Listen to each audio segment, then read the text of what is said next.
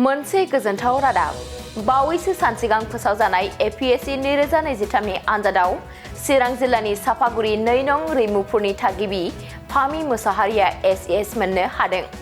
APSC उथ्रिसारनानै SS मोननो हानाय फामि मुसाहारिखौ दुंब्रुदै बरायदों आंगो जोनोम गामि बिजनी पतटपलआव।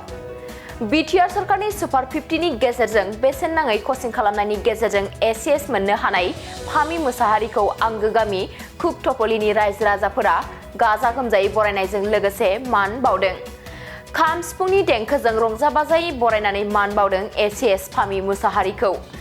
बे खाबुआवनो democratic youth federation of India Bijni आनसलिकनिफ्रायबो एसएस फामि मुसाहारिखौ मान बावनाय जायो।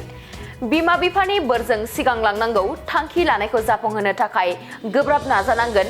नाजानाया जाफुंसारोब्ला जिउआव जेजोंबो रुजुथावना नङै गोजोननाय मोनो होननानै बुंथिदों एसएस फामि मुसाहारि बिथाङा।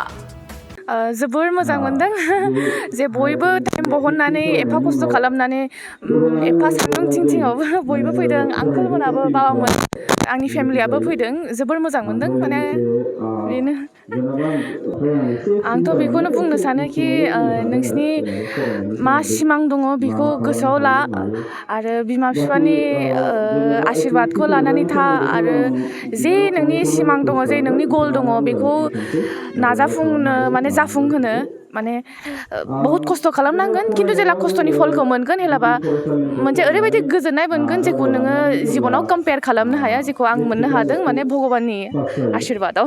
सेकेन्ड एटेम्प्टमोन।